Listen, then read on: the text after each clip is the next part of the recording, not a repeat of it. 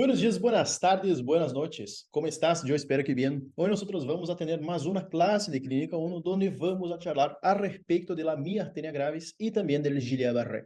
Son síndromes que yo pensé que nunca iba a ver en mi vida, en la práctica, pero yo con pocos meses de práctica ya vi 3 Guillain-Barré, por ejemplo. Así que vamos a empezar nuestra clase y vamos a empezar con Guillain-Barré. Vamos a empezar entonces por Guillain-Barré. ¿Qué es Guillain-Barré? Guillain-Barré es una polineuropatía aguda grave de origen autoinmune, o sea, nuestro cuerpo ataca a nuestro propio cuerpo, es como si fuera un despelote en todo el sistema inmune.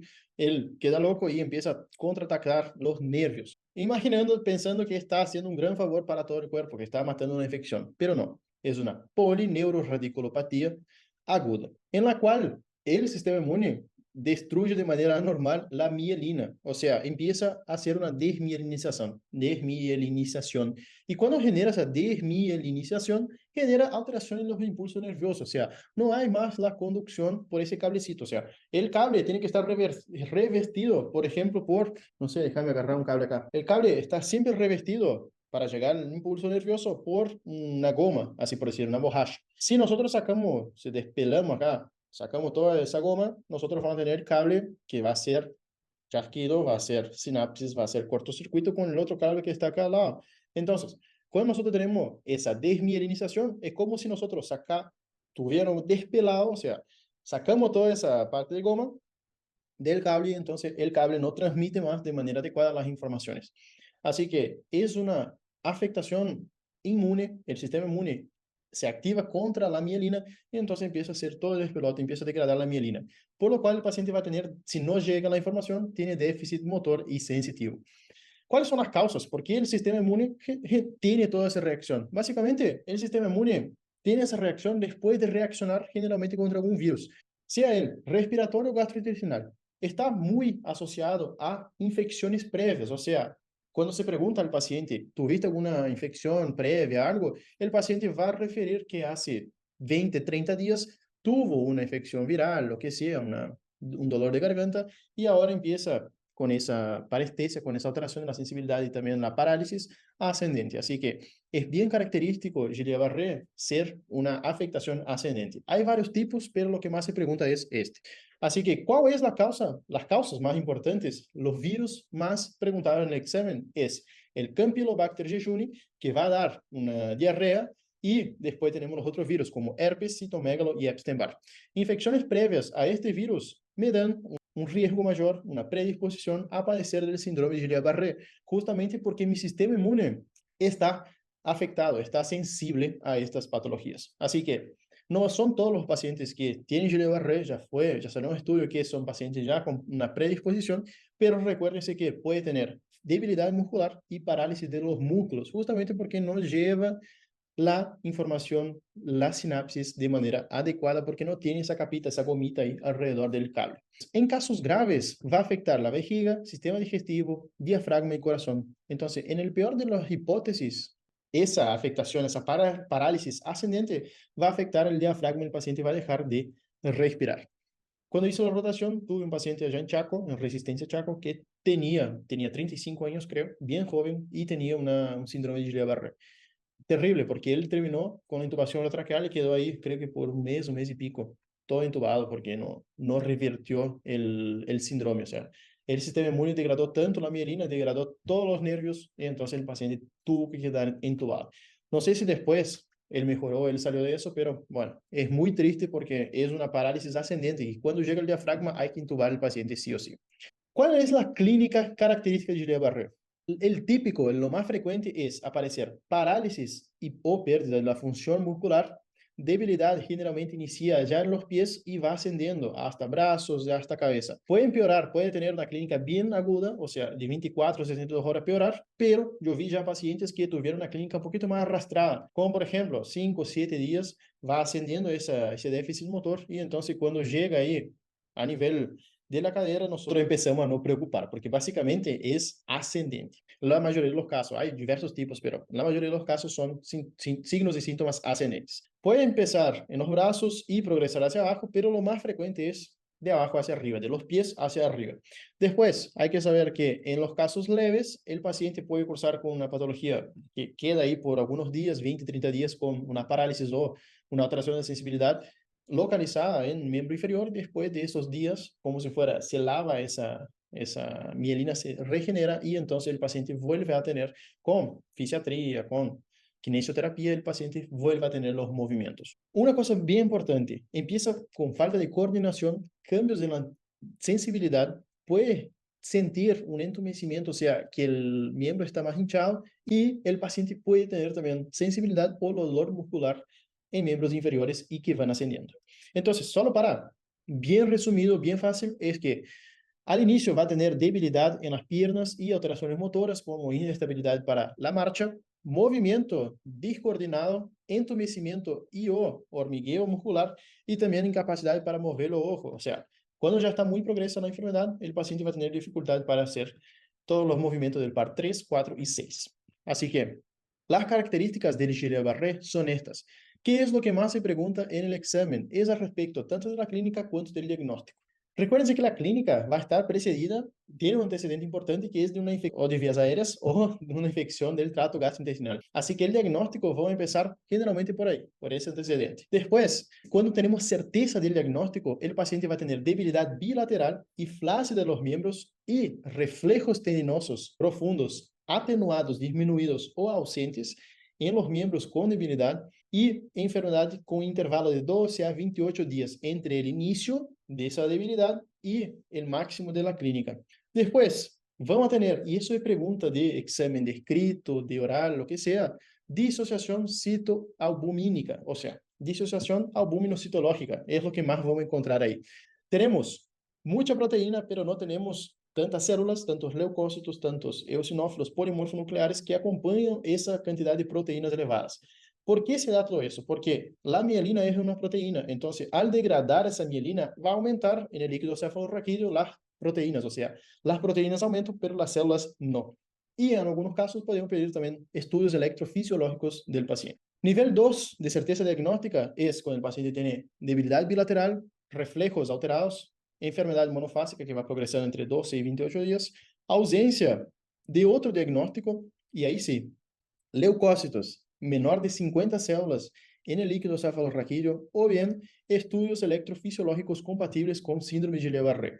La diferencia es que nivel 1 es sí o sí Guillain-Barré. Nivel 2 ya tenemos dudas por cuenta que el líquido cefalorraquídeo no es característico con disociación albuminocitológica. Cuando aparece en tu pregunta, en tu cuestión o en el examen oral, paciente por punción tiene mucha proteína y las células no acompañan, eso se llama disociación albuminocitológica, o sea, celularidad menor de 50 y proteinorraquia elevada, quiere decir que tiene disociación albuminocitológica acompañada a la clínica característica de Guillain-Barré y diagnóstico de Guillain-Barré.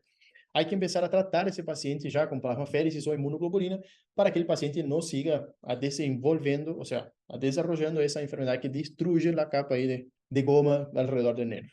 Cuando vamos a la gravedad, tenemos que saber que tenemos 6 grados de gravedad. Grado 1 es que el paciente tiene signos y síntomas pequeños, o sea, alguna parestesia, alguna debilidad muscular. Grado 2 es cuando el paciente es capaz de caminar 5 metros sin ayuda. Grado 3 no camina ni 5 metros sin ayuda. Grado 4 ya está acostado, no camina más nada. Y grado 5, ahí sí requiere asistencia respiratoria. Grado 6 es la muerte. Así que ya vi los pacientes desde grado 1, acá en Santo Tomé, hasta grado 5, por ejemplo, que fue allá en resistencia. Así que la gravedad es muy subjetiva. Hay pacientes que van a llegar al grado 5 y hay pacientes que no llegan. Depende del sistema inmune del paciente. Entonces, diagnóstico. Laboratório completo, hemograma, ureia, creatinina, ionograma, sódio, potássio, cloro, cálcio y magnesio. Podemos pedir estudio de orina, pero no va a salir nada, o sea, no va a tener un proceso inflamatorio infeccioso.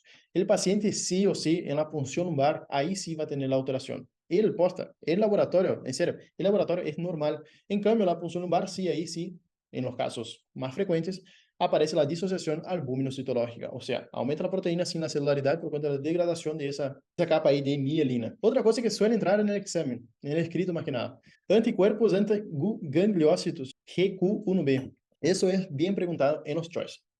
En el oral no se pregunta tanto, pero en los choice le gusta mucho preguntar al respecto de anticuerpo antigangliócitos GQ1B.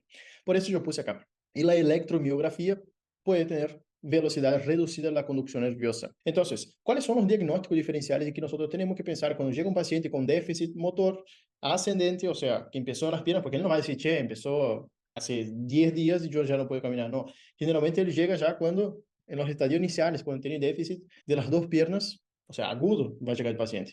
Entonces, ¿cuáles son los diagnósticos diferenciales? Miastenia gravis, ACV, polineuropatía diabética, déficit de vitamina B12, HIV, parálisis de Bell, sarcoidosis, sepan generalmente 3, 4. La más frecuente, miastenia gravis, ACV y déficit de vitamina B12, por ejemplo, y la polineuropatía del diabético. Esos son los diagnósticos diferenciales que hay que saber para el examen. ¿Cómo se trata? Es bien sencillo tratar síndrome de Guillain-Barré. Tenemos que hacer soporte ventilatorio si el paciente ya tiene afectación del diafragma, plasmaféresis y monoglobulina más corticoide. Tenemos que cesar esa reacción inflamatoria. Y se cesa, se cede, se hace el stop de esa reacción con plasmaféresis o inmunoglobulina corticoides. ¿Cuál es el pronóstico de los pacientes y cuáles son los factores de peor pronóstico? El pronóstico es que 85% va a recuperar la funcionalidad completa de los miembros de todo.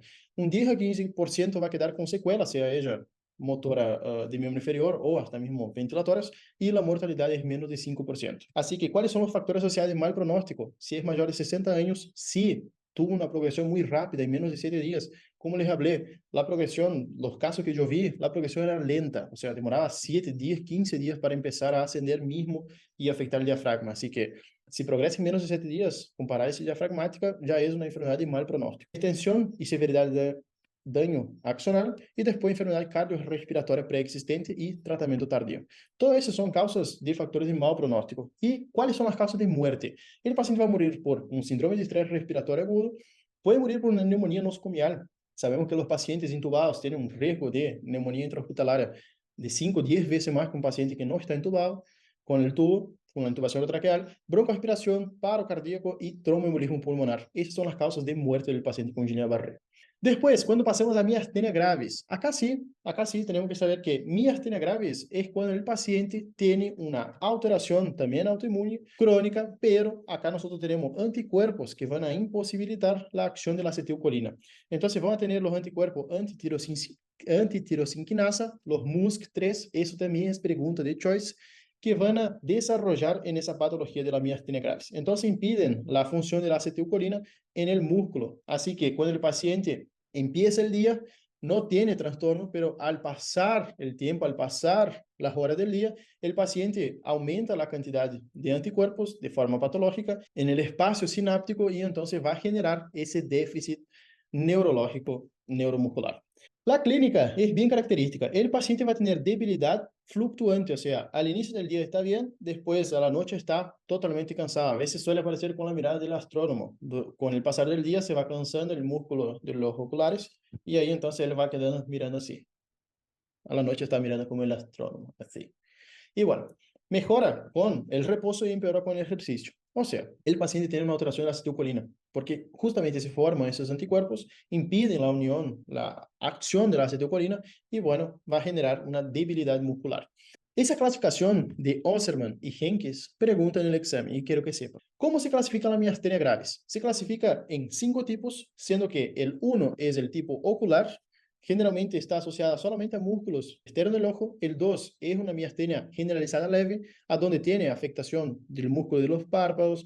Va a tener también afectación de músculos orofaríngeos. En el grado 3 va a tener una debilidad más fuerte, más potente que en el grado 2 en los músculos oculares. En el 4 ya es una miastenia severa, en lo cual va a tener debilidad intensa en los músculos y en el grado 5 va a tener una debilidad de los músculos de la ventilación. Entonces va a necesitar una intubación orotraqueal. Lo importante acá, de toda la parte de miastenia, es saber básicamente la clínica, que es una clínica que genera una debilidad fluctuante, progresiva durante intradía, más que nada, y la clasificación es que el 1 solo es leve, o sea, muy leve a los músculos del ojo, después, primero párpado, después del ojo, leve, después empieza a progresar un poquito más, hasta que llega un punto que el paciente necesita intubación orotraqueal. Como es un proceso que afecta la unión neuromuscular, tenemos que saber que tenemos un anticuerpo anti-MuSC presente y también tenemos que saber que el diagnóstico se hace básicamente con el test de tensilón o del hidrofonio, que es lo mismo, y eso se pregunta en el examen, ¿cuál es el test para diagnóstico de miastenia gravis? Después, electromiografía se puede utilizar también para diagnóstico, pero el gold, así lo mejor sería el test del hidrofonio.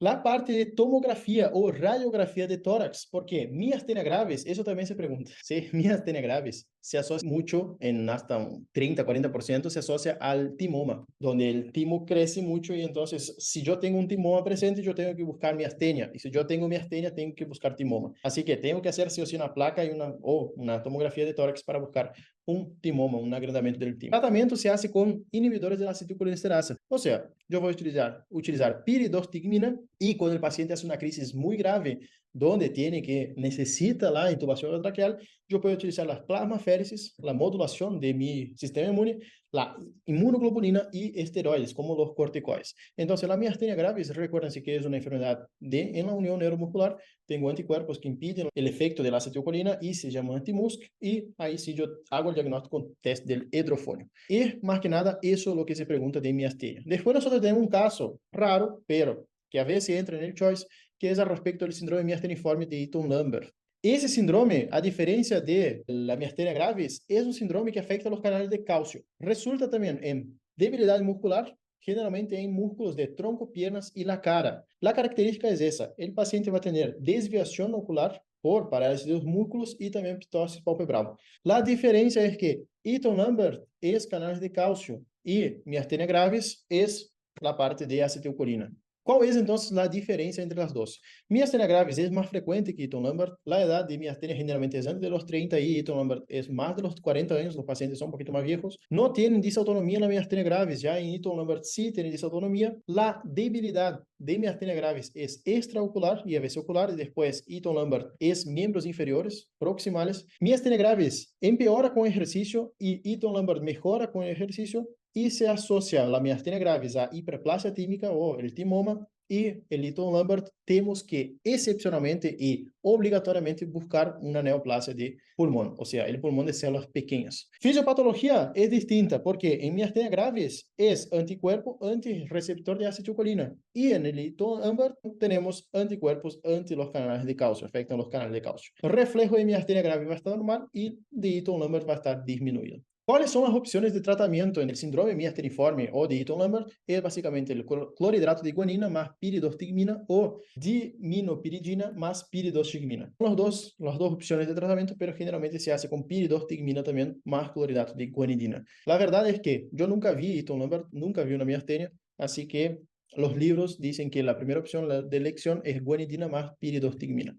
Son diferentes Eaton-Lambert de miastenia graves, los mecanismos más que nada, porque uno afecta a canal de calcio, el otro de acetilcolina, pero son básicamente lo mismo, generan debilidad muscular. Guillain-Barré, miastenia gravis y Eaton-Lambert generan debilidad muscular, y eso hay que saber sí o sí. Las cosas puntuales que hablé, puse estrellita, puse en negrito acá, en negro, sí o sí hay que saber porque se pregunta en el escrito y en el oral. Muchísimas gracias por tu atención, nos vemos en la próxima clase. Muchas bendiciones.